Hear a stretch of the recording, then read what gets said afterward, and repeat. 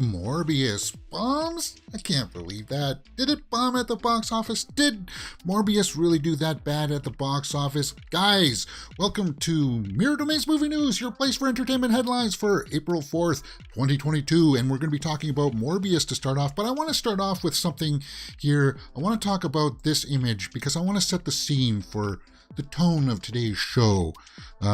This is just an image I saw while I was scrolling around, and you know those side images that come up on the side when you're looking at it, stories and such. And this is of a rundown city theater in Arkansas, I think. And you know what? There's lots of towns like these. Not lots, but there are a few places around where I live where the city does look like this. It's all run down. Nobody's there anymore. Everything's boarded up. And it made me think that, you know, there's some really bad times out there for some people. So Morbius bombing maybe is not such a bad and as terrible thing as things could be, and that there will always be better days out there. And then just looking at that theater, you can just tell what it's like inside. It's one of those really old school thin theaters that goes all the way down to the end, and it's got like a very narrow alleyways. But for something about that image just resonated with me this morning, and I wanted to share that with you guys. And I felt like that was a good place to start because, well, we're going to get into the weekend's box office report here, guys, and that's just the easiest way to start off the show. As you know, we do go through the movie news headlines here. We're going to talk about the Morbius box office, Black Panther 2 update with Anthony Mackie going to the Strat. Okay, that's cool. Chris Pine talks about Star Trek 4. We get a Snow White update. Will Smith gets canceled. Extraction 2 on Netflix is wrapped. Okay, cool. And we talked about this on the weekend, the Crow Reboot. We'll go back and talk about that again. The Witcher Season 3 got our first look, I think. And we'll take a look at that. Bob's Burgers trailer number 2.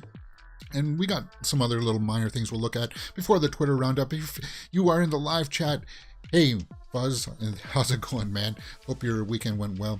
If you are watching us afterwards, all of these topics will be listed in time codes, listed in the description and comments below. You can always follow me on all of the social media handles right there.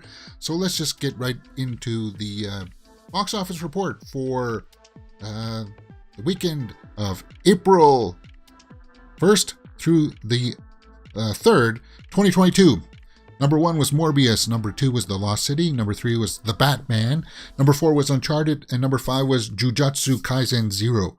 Now Morbius came in with 39.1 million, Lost City was in second place with 14.8, so there's a big difference there, because it's really the only big movie that came out. There were other movies that came out, The Contractor, yeah, You Won't Be Alone. That's that Noomi Rapace horror movie where she becomes like a witch or something like that. Only 125 million, or 25,000. Only 125,000. Ooh. I had higher hopes for that one. It's a Swedish film, and that is on one of my must-watch list. But let's go in and talk about the big show of today. Morbius coming in with $39.1 million at the box office to take the number 1 spot of the weekend. Domestically, it took 39.1 million. Internationally, 44.9. So worldwide, it's 84 million.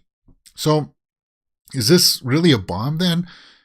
Yes, it's 100% a bomb. Now, I do believe that over time, that Morbius will gain back some even ground. But guys, you got to remember, $39.1 million is not going to get bigger next week. It's only going to go down, especially since it's going to open up against Sonic 2 next weekend. So that's going to cut that in half.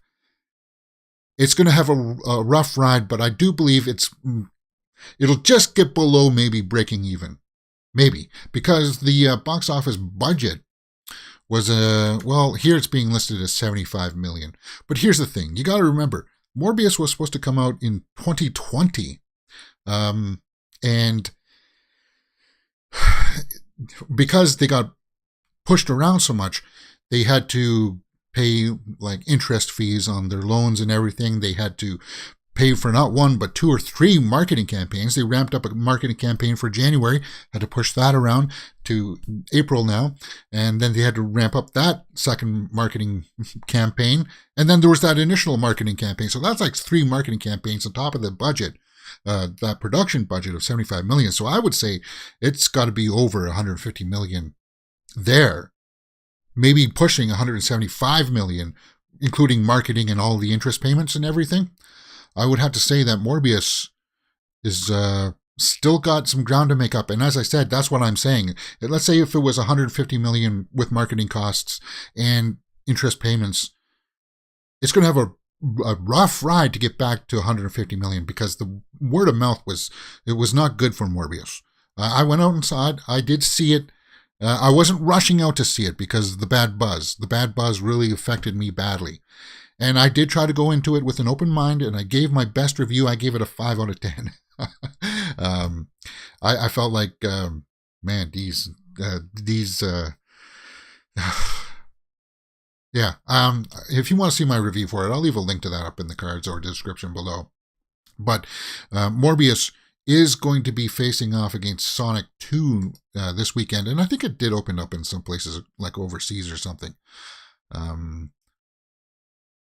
Okay, so it's sitting at 66% with 44 reviews. I thought I heard better buzz for it than that.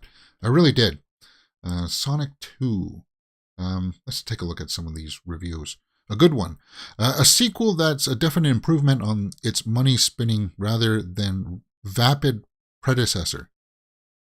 On its money-spinning but rather vapid predecessor. There are no jokes there. They're just things you recognize. Neither does the film know what to do with Carrie. He stands around trying to turn bits of exposition into jokes by grinning and over-enunciating every line. Well, that's a bummer. Huh. Well, for the most part, for most people that I've heard, Sonic 2 was well received. Fuzz in live chat says Sonic 2 was fun and worth a theatrical ticket. It really was safe, great for little kids. Well, that's the thing too. It's a kids movie, right? So, it's not made for adults. Okay, let's go back to this Morbius thing. No, actually, we don't have to go back to the Morbius thing. Let's just go back to the big list here. Lost City came in second place with 14.8. The Batman, 10.8. Uncharted, 3.6 with fourth. And Jujutsu still comes in there with 1.7, 1.97. Numi Rapace was hardly in the film. You Won't Be Alone. She was hardly in it. Bummer. I had high hopes for this. In an isolated mountain village in the 19th century Macedonia, a young girl is kidnapped and then transformed into a witch by an ancient spirit. And I like the trailers for this. And it is playing in an art house theater near where I am at. I may try to go out and see this tomorrow. I may. An art house film. Bummer. I was having higher hopes for that one. But that's the weekend box office report, guys. Morbius, it's not going to do... Yeah, I don't think it's going to break even. I think I will have to classify Morbius as a box office bomb. Because, oh, sorry, Jared Leto. It's just not happening. And I know some people out there liked it, but you got to face the facts here. It just wasn't that good. It reeked of studio interference. It reeked of the studio having no idea what to do with the property. That's what it reeked of. All right, let's move on. Let's keep this train rolling. Anthony Mackie spent some time on Black Panther set 2, or the Black Panther 2 set, and is he in the film? Now, did you like Falcon and the Winter Soldier? I watched the first episode and I wasn't having it. And I don't like this costume either. I think his shoulders are too bulky. I don't like it. Like they added too much pad there on the side. Yeah, that's what I don't like. It's too padded. It looks too bulky. It's like it doesn't look comfortable to wear, like you could actually fight in it. Yeah. But I guess he went to the set and he's got a few quotes here. I'm very excited to say that they just wrapped filming Black Panther 2. It's going to be amazing. It's going to be spectacular. Okay, well, when the journalist startled him by asking if he was in the movie, Mackie responded, I'm not, but I've been on set. I've witnessed it. I'm very excited for everyone to see Black Panther 2. They just wrapped it. It's in the can. It's coming out. It's done. So he said this on a interview. I guess, he was on the red carpet for something. Maybe the Grammys there. I don't know. But you see, Black Panther 2 is one where I'm kind of still hesitant about it. I'm still kind of reserved about it because I don't know what they're going to do with the T'Challa character, and they haven't said yet. They just kind of alluded to the fact they're going to pass that mantle on to the big guy from the mountains, that nation, and I don't like that. I don't want that. I would have rather them just recast it. That's the party that I landed for Wakanda Forever. But apparently, people who have seen it, people who are in it, have said that it's been great. But Anthony Mackie was on the set, and it fueled the speculation: is he going to be in it? I don't really care about that. I'm sure there's going to be other cameos from other MCU stars in it. I would imagine that there would be. And there will be post-credit scenes that allude to where it's going to go next. But I'm still waiting for a trailer. I'm still waiting to see the tone and flavor for what they're going for that, because it's just up in the air, right? Chris Pine is right. Star Trek shouldn't try to be like Marvel. Well, that's what it was trying to do with... See, Abrams, at the time when he made the first Star Trek movie, realized that he probably wasn't going to be able to make a Star Wars movie. So he made a Star Wars movie out of Star Trek. And everybody jumped on that vibe thinking it was so awesome. But then slowly but surely, I think the masses are starting to realize that Abrams is a hack. Okay, so Chris Pine has stated in an interview saying Star Trek shouldn't try to be like Marvel in terms of budget and box office expectations. The actor's point of view on the matter makes a lot of sense. Well, we just got a trailer out for Star Trek Strange New Worlds or something, and it did have that kind of Marvel feel to it.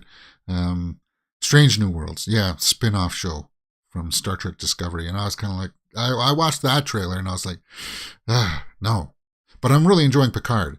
But I'm just hoping whatever happens with this Star Trek 4, they gotta stick with the tone and the formula, because that's what brought some people on to watch that newer iteration of the franchise. Now, I'll watch it, but it's always one of those things where I'll be like, that's one of those. That's the Star Trek that's not for me. Kind of like the way that I looked at the Star Trek sequel trilogy. That's Star Wars, but it's Star Wars not for me kind of thing. Yeah. And Chris Pine is sort of right. They should keep it down to like a smaller budget. Keep it down to like a smaller story. It doesn't have to be loud, grandiose with loud explosions. It's not about a space battle every time. It's not about that, and that's sort of what it turned into. Very formulaic. Oh, we got to have a space battle here. We got to have Kirk fighting hand to hand with somebody at a certain point in the movie. And it's like, that's not what Star Trek always was about. Okay. So that's cool. Oh, we got a Snow White update from Rachel Zegler, who gives us an update on the live action Snow White film. She was just in West Side Story, if you didn't know. And she just got a quick little quote here that came out. It's going really, really well. We have so much fun on set. It's so magical. And every day I'm just pinching myself that I'm a frickin' Disney princess. It's so stupid. So she does sort of look like she can carry the Snow White. But you know what? When I saw her at the Oscars, she's really short. Like got to be just above 5 foot or something. But that's the quote, that she's having really a lot of fun on the set. Okay. This is also going to be one of those properties where I'll be like, I'm skeptical until I see something and I get the feel of the tone. Until we see an actual trailer from this live action Snow White. The live action properties are something that, like the remakes, it's an iffy proposition. Like some of them have been okay, some of them have been not so good. So like the Lion King sort of live remake was terrible, because it's a cartoon, and they should have kept it a cartoon. I'm just looking up what the height is here for Rachel Zegler here. 5'2". So yeah, she's pretty short. That's something that I noticed at the Oscars. She was very, very short. So I wonder how that's going to play off. They're going to have to use CGI like they did in the Snow White and the Huntsman movies to make the people look smaller, I think. The dwarves. if they even use doors, which they probably will. Um, yeah, they kind of have to. Okay, let's talk about the big story of the day that everybody's going to be talking about. That's in the big trades. Will Smith getting canceled, sort of. Netflix backs away from Will Smith film Fast and Loose, and apparently they've put Bad Boys 4 on hold. We'll talk about that in this little segment here about Will Smith. Now, last week I didn't even talk about it on Friday, which I felt very happy about. So we got to talk about some of this fallout now. Fast and Loose, starring Will Smith, is dead going to be moved off. So okay, is that a surprise? No. Well, he resigned from the Academy, and there still could be some more supplemental discipline coming down the pipe for him. I don't think he'll lose his Oscar, but it's just kind of one of those things where, hey, do you really want to work with this guy right now that's so kind of tainted?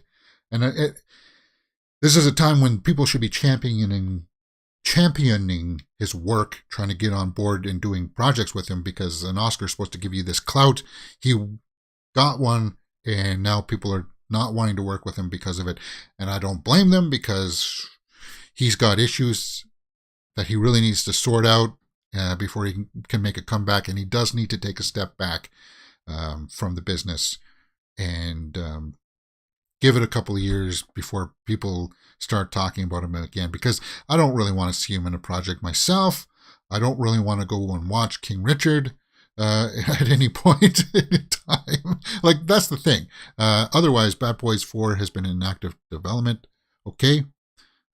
He's going to be in Apple Plus's slave escape drama Emancipation in post-production. There was another article out on Joe Blow. More Will Smith projects put on pause following that incident. Now, I actually liked Bad Boys for Life, and I thought it was a nice close. I thought it should have closed with that. You got them back, and it was one of those series that had been put on hold for the longest time, and like 20 years later, they make a sequel to it, and it landed, it worked. Because so many of them have tried that before. Like, okay, we're going to make a sequel now, like for Dumb and Dumberer, and it doesn't land, it doesn't hit. But Bad Boys for Life, I felt landed, it worked. And they should have used that as a close-off for that series, but apparently they were trying to make a number 4, and that's going to be put on hold. And Will Smith will be in that Emancipation. Yeah, we saw that for Apple Plus with Antoine Fuqua. And apparently there was going to be another one. Bright 2 was going to be something in the works that came out on Netflix, and yeah, that's going to get put on hold too. So pretty much anything that he's been in that isn't already filming or in the can is going to be, everybody's going to be kind of stepping back for a little bit here to assess the situation and the fallout of this. And I think that's the right measure. I think that's the right course of action to do with that, because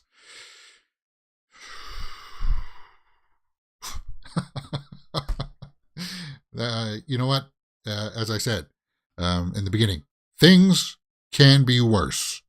A lot worse. For sure. All right. Let's move on to Extraction 2 coming out on Netflix. Chris Hemsworth Netflix sequel officially wraps. Did you like Extraction? Did you see it?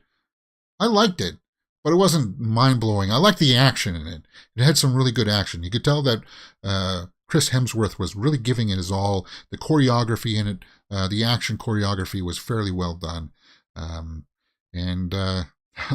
Well, obviously now you know that he survives the film because he fell off the bridge at the end of the first one. And I think wasn't there like a post-credit scene there? But the director, Sam Hargrave, there took to his social medias to tell everybody that's a wrap. Last day of principal photography on Extraction 2. Okay, so we should expect that soon. As for Chris Hemsworth, he finished about a week prior to wrapping the film. Okay, so there they are on set. It looks like that's Chris there, maybe. Gives a little speech. But Tyler Rake is his character. Okay, so yeah. Cool. I'll be looking forward to that. I didn't hate it, but it wasn't anything overly spectacular. Here's something else that I didn't think was overly spectacular. The Witcher Season 3 image, first look at Geralt, Ciri, and Yennefer.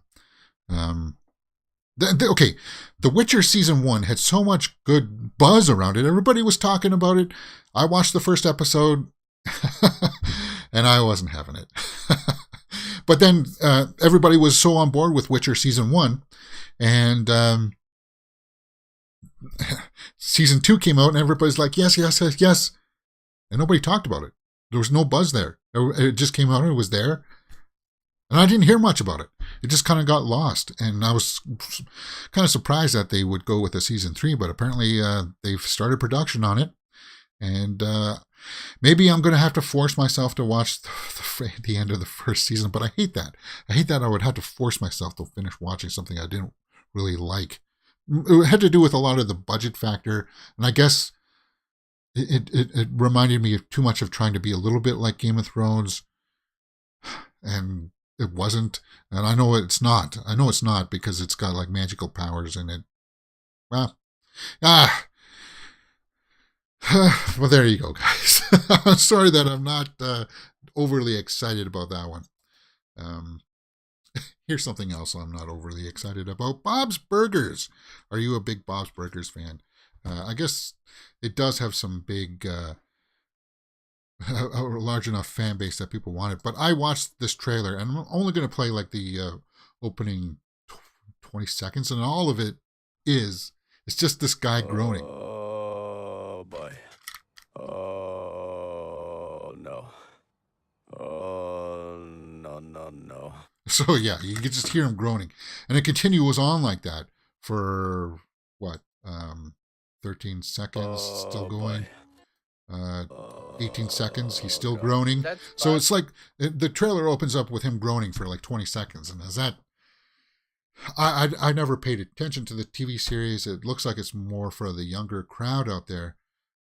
He kind of loses it petting this hamburger at the end. Hey man, if that's your bag, cool. It's just not for me. Bob's Burgers. But that trailer's out there. It's something that people will be viewing for sure. What's it sitting at there? Only 5,000 views. That can't be enough. It's got to be updated. Well, I opened this up like an hour ago, so let's just refresh this page and see if it comes out with a bit of a higher result. 5,000. Okay, so I guess people aren't watching the Bob's Burgers trailer. Okay, fine. Hey, if you don't want to talk about that, that's good with me. Foz in the live chat says Extraction was fun, but very derivative.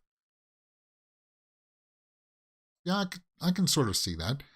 Okay, we talked about this story on the weekend, and I'm just going to rehash it here just for a quick segment. If you watch the movie news stuff, then we can talk about this again. We talked about this on Saturday's show. The Crow Reboot to star Bill Skarsgård with Rupert Sanders directing. And I said this at the time, I felt like this is good casting. I think he's going to fit that Eric Draven role pretty well.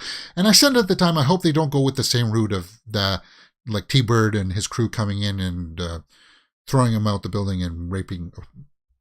Well, I shouldn't use that word. Whoops. That's a YouTube sensitive word. They shouldn't do that to his girlfriend, but that's what they need to use as the comic book story did. Yeah, I shouldn't have said that word. Bummer. Oh, it's going to cost me. How much time am I at? Maybe I can edit that out. 23 minutes. So I'm going to have to go back and edit that part out. If it doesn't get flagged already. Okay, there have been various attempts at rebooting this Crow franchise with Jason Momoa, he wasn't a good fit. But Skarsgård there, I felt like was a fairly good fit. And I'm looking forward to this. Rupert Sanders is going to be directing. And he did stuff like Snow White and the Huntsman. And Ghost in the Shell. Yeah, I don't know if I like that. Arglass in the live chat. Oh, no, you retracted it. Okay. So the Crow Reboot with Skarsgård. What do you guys think? Let me know in the comments below. And if you want to see more of that, I talked a little bit more about that in better terms on the weekend with my Morbius segment that I did. we're rounding out here, guys. The Kill Room. Samuel L. Jackson and Uma Thurman reuniting in the new comedy thriller. Okay, The Kill Room. I guess haven't they worked together? I guess Pulp Fiction is what they're saying is their last film.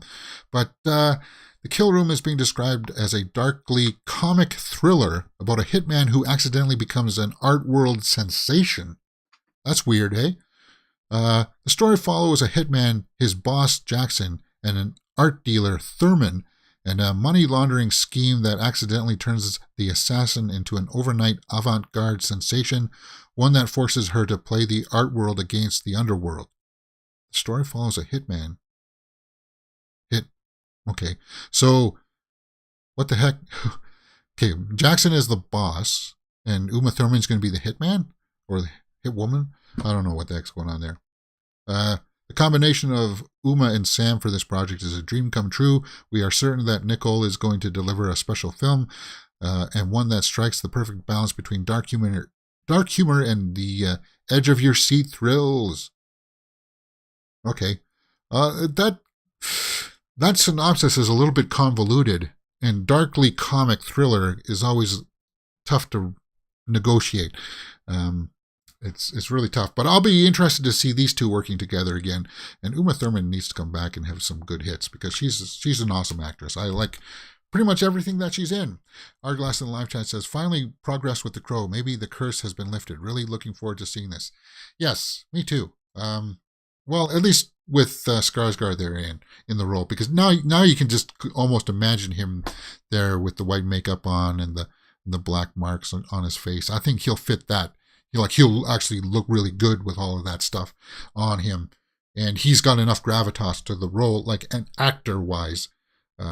He's far superior than Momoa would have been, because he has that range. And yeah, that's really cool. So I'm hoping that they bring on some really cool talent for the bad guys.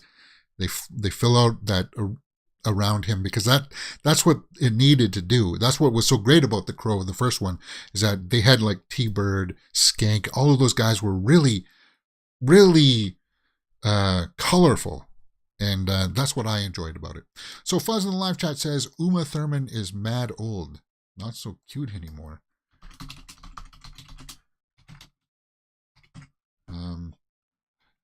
I don't know about that. Let's take a look. Okay, so I just put in her name, Uma Thurman 2022.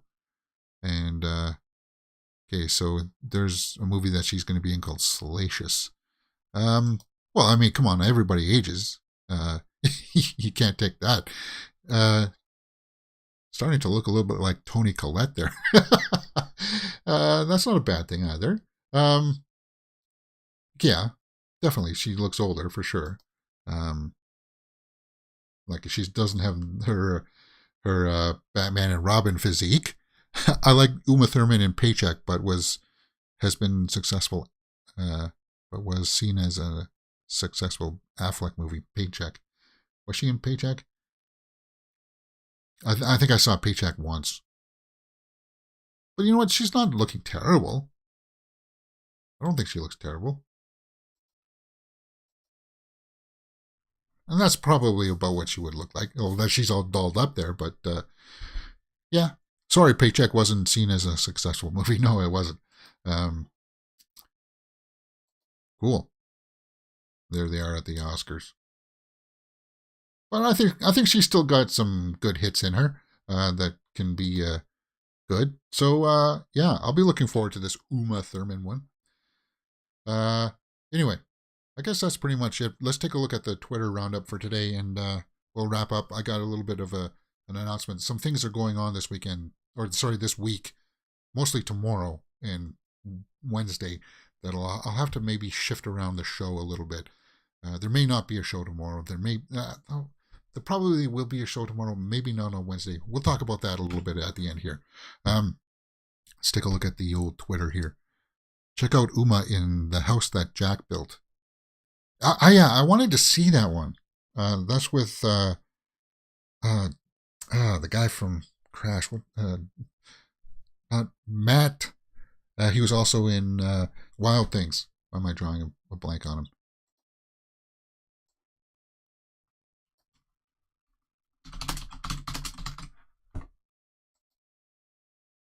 Matt Dillon. There we go. Matt Dillon. Yeah. Yeah, she doesn't look that bad there. I'm not seeing, I think she still looks great. Fantastic. And yeah, and apparently this one gets really obscure, like he's like almost like Midnight Meat Train, where he's doing something to invoke these evil spirits or something, and or creatures or something. I heard that it's that crazy. Um, yeah, I wanted to check that out. I just haven't gotten around to it yet. All right, let's go back to the Twitter roundup for the latest news. Oh, there's that Witcher picture that we've seen. Rachel Ziegler had a performance at the Grammys. And that's the other big thing. I was going to talk about the Grammys, and then I was like, that really has nothing to do with movies. Fuzz in the live chat says Survivor, and Jackson is goner. Oh, yeah, he got eliminated in the first round. Matt Dillon, yeah.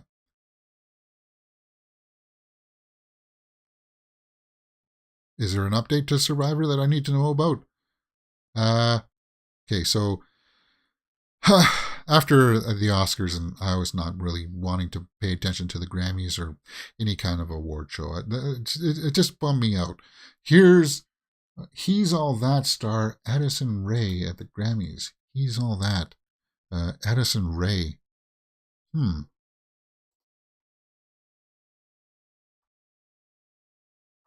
Okay, so there's really just, it's all Oscar stuff. And there's that Sydney Sweeney. And that's somebody else I'm going to have to keep my eye on. Everything, Everywhere, All at Once grossed $856K from 38 locations only. Well, that's good for that movie.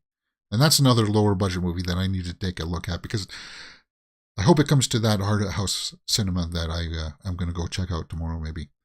Isaac Gonzalez in the ambulance. Looks great. Mads Mikkelsen pictures. Oh, Nicole Kidman and Alexander Skarsgård. New picture. Interesting. That's one I'm looking forward to, for sure. Okay, so there's that Will Smith story that things have been halted on his projects. I think I given my piece about that. David Leitch, Fall Guy starring Ryan Gosling, starts filming this August. Fall Guy. Is that based on that TV show, Fall Guy, with, was that Lee Majors? Okay. Okay, so there doesn't look like there's too much here. The runtime for Doctor Strange and the Multiverse of Madness is 2 hours and 6 minutes. So that's different than what was being reported at 2 hours and 28 minutes. If it's only just over 2 hours, then that's okay. I'm sure there'll be more substantial evidence of that coming out in the next days. We'll probably talk about that tomorrow. And I think there will be tomorrow's show for sure. I think Wednesday, perhaps not, but we'll see how things play out. Morbius has received a C+ score. I don't think so. Okay. All right. Insidious. I think that's pretty much it for today. I wanted to take a look at that Jackson story. What do you mean Jackson is a goner? Something happened to him? Just taking a look online here.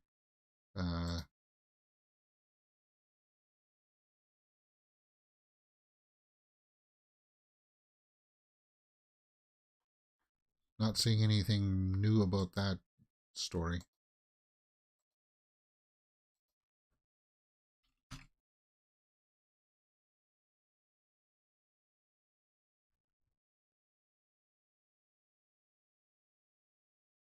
Nope, nothing new there.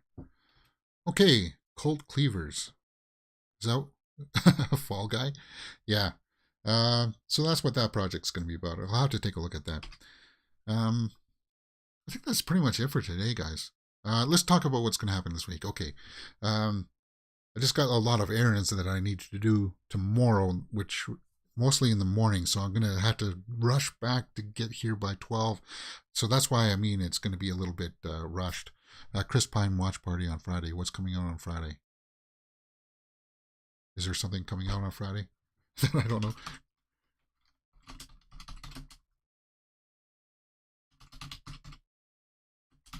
Is there something coming out on Netflix on Friday? Old Knives?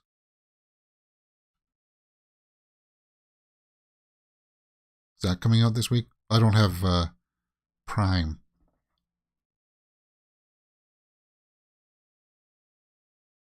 Oh, Jonathan. Yeah. Oh, yeah. I don't have that. Now there is something else we can sort of talk about. I do want to do more shows this week. It's just because of my scheduling things. There's just a lot of things I got to take care of this week between here and about Wednesday. Between tomorrow and Wednesday, they're going to be really busy. It's really busy for me with extra stuff outside of the YouTube channel realm. So I don't know if I'm going to. I may pre-tape some stuff that'll go out tomorrow and on Wednesday. Now, Survivor, I'm still going to try to make that show Survivor night. And if Survivor doesn't happen on Wednesday, then I'm going to push it to Thursday morning. And then we'll get back on track. Hopefully by, no, I've got to do something on Thursday morning too. Oh, ooh, it's just, hey guys, this happens every now and then, right? You get busy with things that have to take precedent over these things. I'm just trying to negotiate exactly how much time I'm going to have. We'll have to play it by ear. Pay attention to the community channel. I'll post updates there as to where things are going to happen. I should be able to make tomorrow's show at 12, and then I should be able to make the Survivor show at night on Wednesday. It's just the one that's up in the air right now is Wednesday's 12 o'clock show, movie news show. But if that lapses one day, no big deal. That means that there's just going to be more to talk about on Thursday's show. That's the way it is. So pay attention to the community channel, and we'll talk about. I'll give you guys updates to that. I hope you enjoyed the show for today.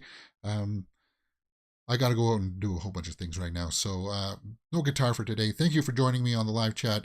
And as always, if you like these kinds of things, look for the playlists. I put everything in nice little playlists for you guys. All right. See you tomorrow.